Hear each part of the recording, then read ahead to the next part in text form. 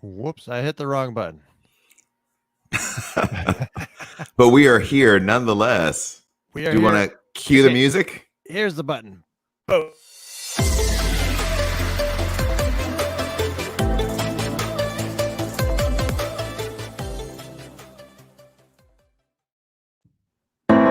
There we go.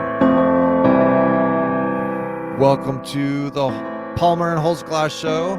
We're here to get below the headlines and beyond the party lines, checking out, investigating hot topics or cold topics, theological topics beyond the left and the right. Sean, welcome to the Good 4th morning. of July weekend edition.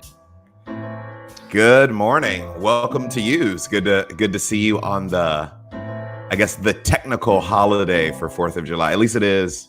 That's what they're calling it on the news here, the July 4th official holiday celebration, I guess, because it's falling on the weekend. So Yeah.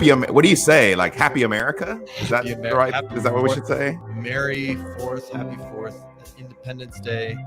I'm still of the feeling that we should have an Independence Day that's always the first Thursday of every July, so that we can always have a long weekend.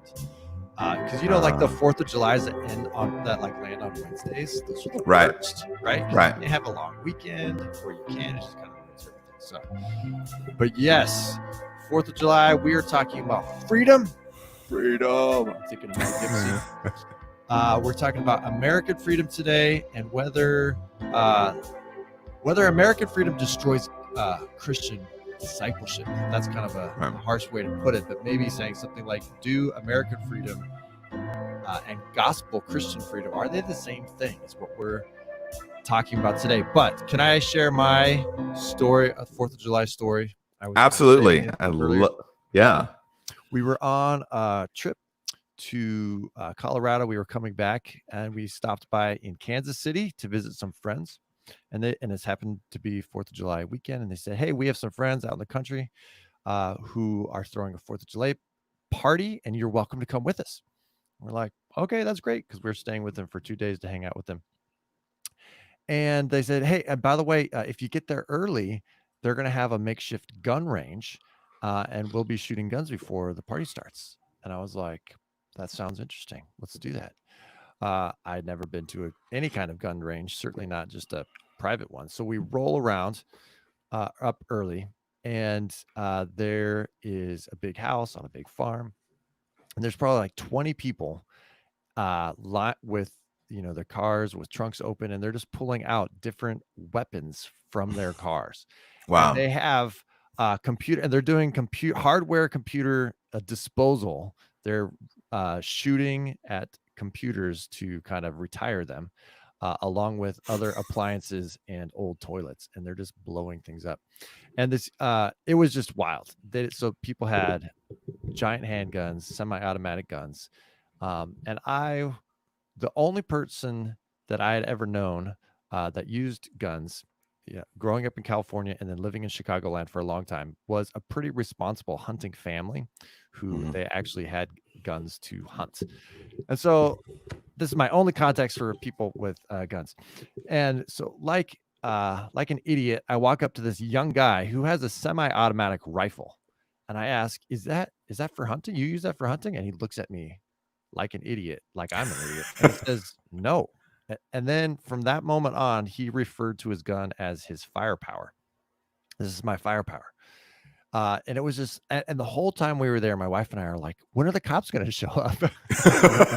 Right? Because that's our only context, being in suburban, Chicago. You're like, the cops are going to show up eventually. And so this is kind of an exercise of American freedom to bear arms that was just so foreign for me at that time. That was it was pretty interesting. So it was a different part of America, a different part of our freedoms that I usually exercise. But that's kind of what we're talking about a little bit today, is American freedom. And so Sean, do you value, or how do you value the freedoms we have in America? What are the ones that come to mind that you are genuinely grateful for?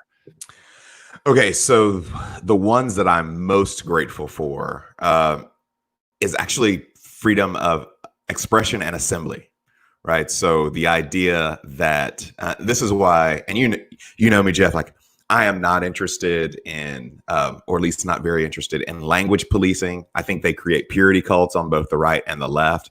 Like in every community, there are things that you cannot say. I think that's actually the antithesis of what we're trying to do in America. I like the idea, of course, you know, you can't yell fire in a crowded theater, but I love the idea that like a forum like this, even like you and I can come on here and we can say what we think. Like there are a lot of negatives to it, but people can go on Twitter, people can go on Facebook.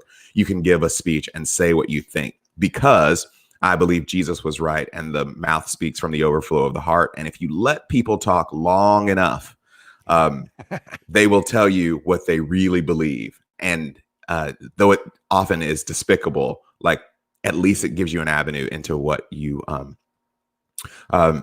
dealing with. And then freedom to assemble, right? So this is something that was denied for African Americans during slavery and in the Jim Crow era, even when they were like being converted, like they had to have some sort of paternalistic white man overview, watching them, listening into them. That ability to assemble freely has given rise to a lot of negative things like the Ku Klux Klan, obviously, but it also has given rise to a lot of positive things that have been good for us as a country. And I don't know, did you ever, Geoff, read the Stieg Larsson books, The Girl with the Dragon Tattoo, the girl who I saw the first kicked the two, hornet's nest? Okay, but well, I didn't read them. No. Why? well, What so about them? I read, was stunning to me because I can't remember. It's been a decade since I read those books. I guess it happened in Sweden, and in one of the little subplot stories, like in B or C subplot story, someone breaks into someone's house, and the owner of the house has to go through all of these machinations, whether to use his firearm. Because like someone broke it in that country, someone breaks into your house and you shoot them and kill them, like you can go to jail for murder. And I thought, well, I personally think that we are a little bit crazy gun culture here in America. Like the gun is the answer to everything. Right. But I do like the idea that if someone threatens your family, that you do have certain rights to self-defense. So like those sorts of freedoms, I am a big person, like I love small businesses. I love, all of those things are the pieces of America that I love. What about you? Growing up in California and then traveling the country quite a bit, just the freedom of movement, of not being harassed at checkpoints. I guess I kind of love the fact that America is this giant sprawling country with all sorts of landscapes where you can not have to go to different countries and have like all these different biomes and things like that.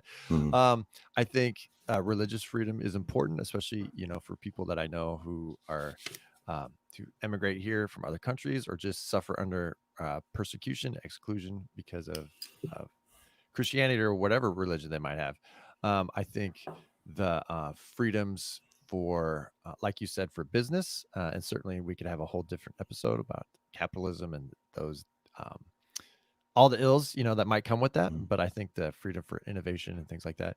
And so I think that there is a lot, and I think I just realized, not just realized, but about a year ago, that I have a pretty rosy view on American freedom as well as upward mobility. I found out that over the last kind of 3 decades that my home county in California, San Jose, I forget what the actual county is, was the most upwardly mobile county in America for several decades, that people could like jump 3 levels.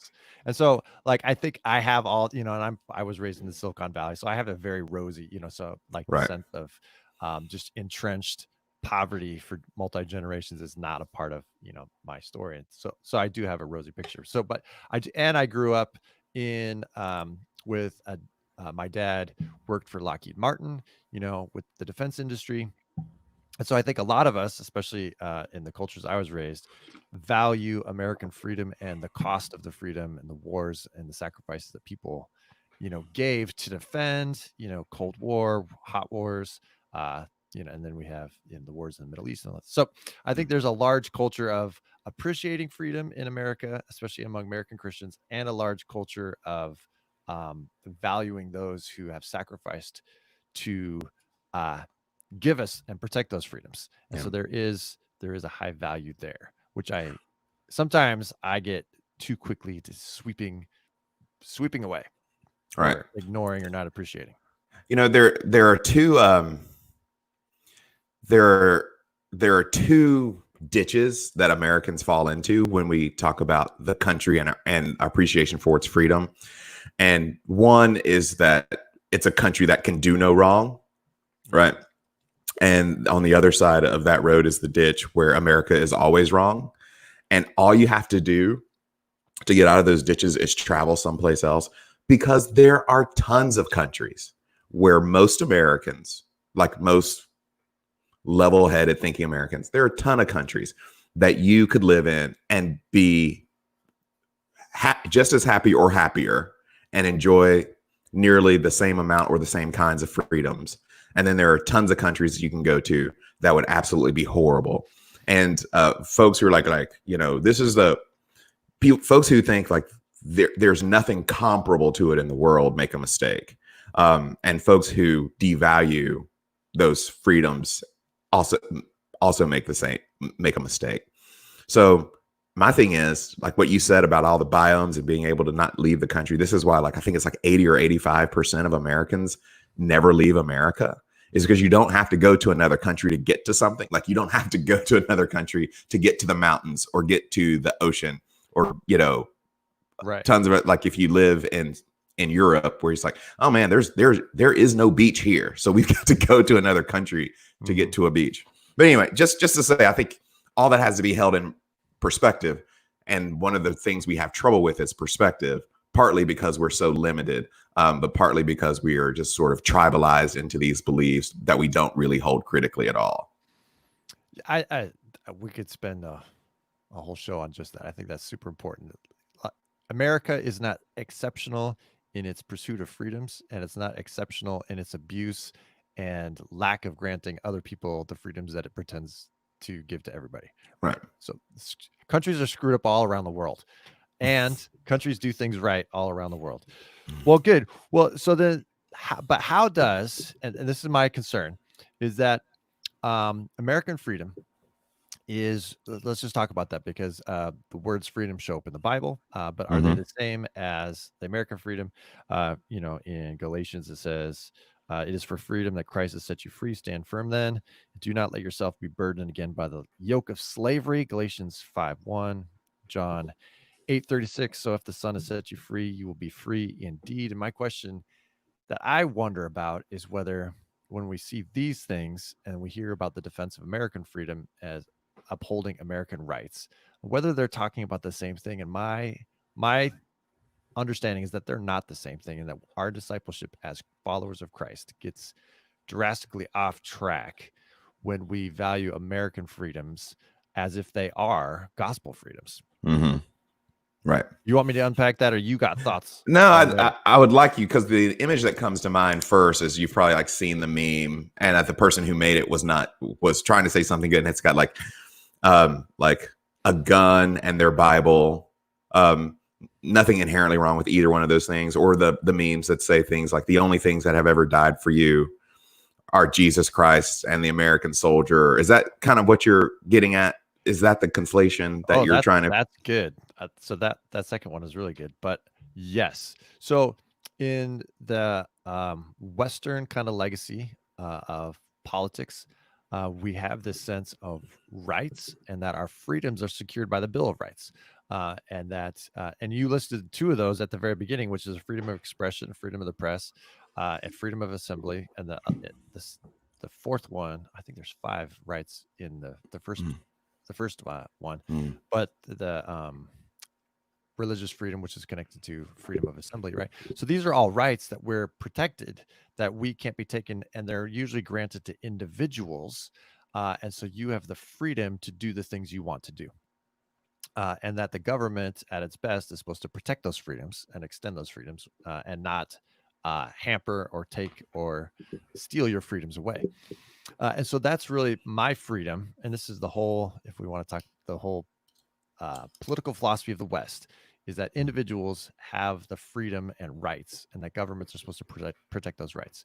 Mhm. That's how, and those can be good things. So I'm not saying those are bad things, but the assumption when all those political philosophies were made is that people were good Christians and that they would use their freedom for good things. Uh, but but really, American freedom isn't for anything. It doesn't have a purpose besides perpetuating its own freedom. Yeah. But Christian freedom is for something. It's for God's kingdom. It's actually for the love of neighbors. Is that we're supposed to love God and we're supposed to love our neighbors, the two great commandments. And so Christian freedom is for others, whereas American freedom is for ourselves. And I think too often those things get conflated. And I think wearing masks and gun rights and the freedom to assemble are examples of these types of things. And so Americans, especially on the right, feel that wearing a mask is a violation of their own rights. And so that's an American freedom that they're feeling is being taken away. Whereas I know myself, and I think yourself and others were saying, hey, wearing a mask is the freedom in Christ to love my neighbor, to make sure I'm not inadvertently spreading germs that might be really harmful for those who have compromised immune systems. And so my freedom to wear a mask is, which is my choice, is to love others, whereas other people feel like you're taking away my freedom by telling me. And I just heard that the Texas governor said you got to wear a mask if there's 20 cases or more in your county. Is that right? Did that get instituted last night? Yeah. So that happened yesterday. What's fascinating about that is that when Judge Lena Hidalgo, who is in Harris County, I don't actually live in Harris County. I'm like right on the edge. When she instituted the mask mandate, and it's not just about masks, I just want to use it as a picture. People were saying that it was government overreach and all of these other nefarious things. But like last night when he said it's responsible governing. And so part of the difficulty is like we're picking and choosing what we call freedom and restriction based on who is guiding those freedoms and restrictions. And so the same people who were against it 10 days ago call it responsible today. And sometimes that's because the facts on the ground change, but more often than not, it's because of from the office from which it emanates. But so the issue is, and I want to this is the exception with what you said that I take. The framers did not expect people to be good Christians, because most of them were barely Christians. What they truly were deists. Like they did believe in a higher power. Like the God that George Washington, for instance, believed in is not necessarily the one that most Christians will hear spoken about and sang about in church this upcoming week, because it's big and nebulous, and because he calls it God, it's a mistake to equate that with what we think of, what we imagine when we say God. You get people like Thomas Jefferson who basically take out anything that's like supernatural or he deems supernatural in his Bible. You do have some legitimate like Quakers and other, but and John Meacham's book is really good on this, because like going through the historical record, he outlines the God they imagine had to be really big so that it would encompass everybody. And for everybody for them was like Anglicans and Catholics and Protestants. But it's not the God that we think of. So, but here's what I do think they believe. I do think they believe that their kind of freedom had to have at its base a particular kind of virtue. But that virtue doesn't necessarily mean the virtue that we think of when we read things like the fruit of the Spirit, which are the hallmarks of what it means to have the active Spirit in you. And so when Paul talks about, like you mentioned, Galatians 5, like everybody talks about Galatians 5:1, right? Freedom. It is for freedom that you've been set free, right? Freedom you set free. But hardly anybody ever talks about Galatians 5:6, where after some ethical considerations, Paul finally like drills down and says, "Oh, the reason that you're set free, so that you can express faith through love." Mm-hmm. So, like, the point of biblical freedom isn't this sort of libertarian freedom that I get to choose everything. The point is that I can express love through faith, right? And like with so many things in the scripture, most of the time we just don't read long enough. Like we're interested in freedom, so we get the concordance out and we find out where the word freedom is, and we read that verse. But this is about freedom is about expressing love through faith. At least that's the way I read it. Yeah, absolutely. And so when I was talking about like the political philosophy of the West, I was thinking of what you just said, is that oftentimes we think of freedom as the ability to choose between alternatives. No one's forcing me to do X when I want to do Y. I'm allowed to do. So if I want to go, I'm living here in the Midwest. Like if I want to drive to Colorado and go skiing there, I can. I get to do that. That's a choice that I get. But if instead I want to drive south, and hit the Gulf Coast, and I have the freedom to do that. So I have the freedom to choose between all these different alternatives, and no one's coercing my freedom. No one's limiting my freedom. And so we think of freedom as the ability to choose between alternatives.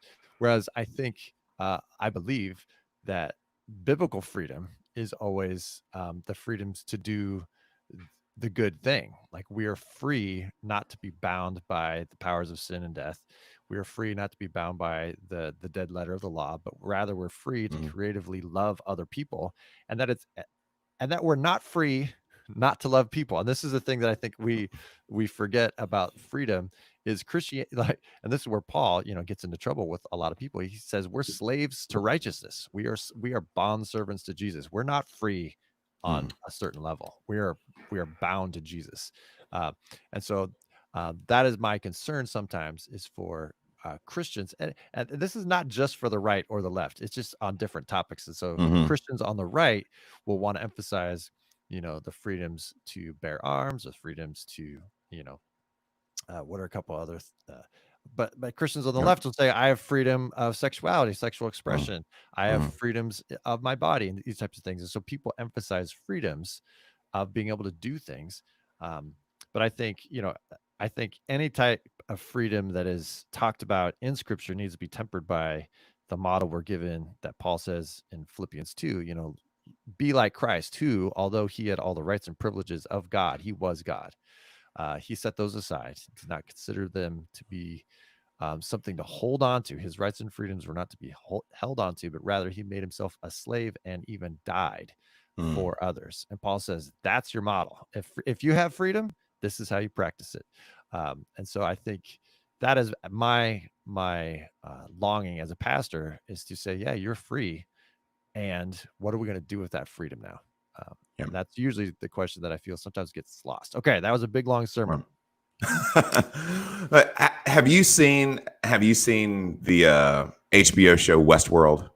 Yes. Or the old movie? So are you all caught up? Okay. I have not seen season 3. Are you about to ruin it for me? No, I'm not going to ruin season 3, but especially now that I know that you haven't seen it. So like, you will know, for those who are watching who haven't seen Westworld, it's about a park where rich folks go and they can kind of play Old West, called Wild Wild West. And it's populated by what's called hosts, which are these androids. They're robots who look, act, feel like human beings. And you can basically do whatever you want with them. And people do. And that's actually part of the storytelling. What would the utility of things? But the trajectory of the show is like, what happens when these things start to reach consciousness and know that they are a separate thing in the universe from other things, right? And they can experience hope and pain and all of this. So they basically come to life over the course of the season. And the question that keeps popping up is like about freedom. They keep asking about freedom. Like we want, but at the end, and this is where Westworld asks questions that they can't answer. At the end of all of that, essentially what you're left with is freedom is the power to choose between alternatives, like to get off of your loop, as they would say in the show. And I think it leaves us asking at the end, like, is that freedom? Mm-hmm. That just sort of, so at the end, freedom is simply kind of naked libertarian ideas of I can do A rather than B. I can go up rather than down. And that's it, which is, I guess, fine as a governing philosophy. But like, do we really believe as followers of Jesus that the entire gospel project, the entire creation project is really about giving created things libertarian freedom to choose between alternatives in a broken world? Like, that seems pretty hopeless to me. Like, okay, Sean, you're going to live roughly 80 years and Jesus has died so that you can choose whether to live in zip code A or zip code B, become a principal or a surgeon, wear tennis shoes or loafers. Like, that seems a pretty unworthy endeavor for the God of the universe in the end.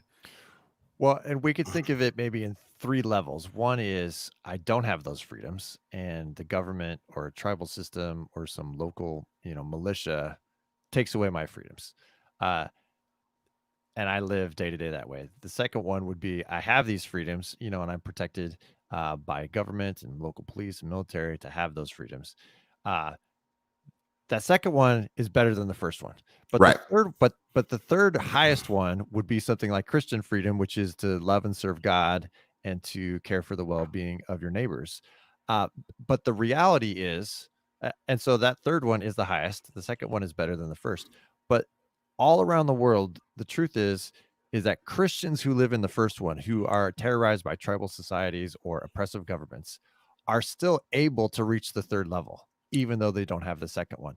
And my concern, or my question is that because we in America have reached the second level, we think we've automatically also ascended to the third, to the God. Yeah. And I don't see that to be the case. And in fact, sometimes I feel like when we focus too much on the second of our freedoms, this is where I have concerns about religious freedom and generationally how it shapes us as American Christians when we want to focus and celebrate having religious freedom. And then we worry so much about when it's being taken away, especially among some, people that I'm more affiliated with. And then we say, well, Christians all over the world don't have that freedom, so we should be advocating for them. I said, yeah, we should for them. But it might be doing bad work for us because, and this is what I say, is all over the world, Christianity is growing the most among Christians who don't have religious freedom. And so why do we feel as American Christians, if that was taken away, that would be the worst possible thing that could happen to us? Because it seems to be the best possible thing that's happening to global Christianity. And I'm not saying I want that freedom taken away, but I'm just saying, I don't know if that is the hill that we should be focused on, because I don't know. I just see world history and global Christianity says a different story. Well, clearly, like, we all want it, right? But it's not a prerequisite for the kind of freedom that the gospel entails. Yet, the gospel entails it to such a degree, like 3 entails 2 to such a degree that if you are living in 3, you are working for 2 for both yourself and others in the world. Right. Yes. Does that make sense? And I think we get the order out of the way is you have Christians who are being oppressed, who live in the freedom of the gospel. And then all of a sudden, after several generations, their societies start changing and become more open and more free. And that's a kind of process that is really unsatisfying and seems extraordinarily and maybe even uselessly gradual. But remember, like when the Puritans came to America, supposedly for religious freedom, the first thing they did was suppress other people's religious freedom. Right. And so, I mean, part of the discernment work is to realize what we want for ourselves to be able to extend that to others, and that the increase in freedom in others is not necessarily a decrease in freedom for ourselves. And so what the problem that a lot of us see is that there are a number of American Christians, 0 who will admit it. But there are a number of American Christians, 0 who admit it, for whom nation comes before kingdom.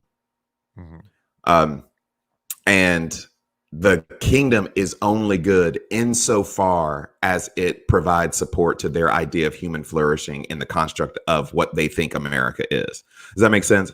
And so their words and their actions, their defensiveness betrays it.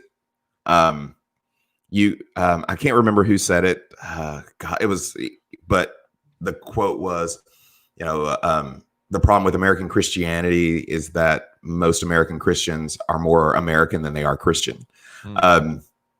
And I think that's a legitimate critique.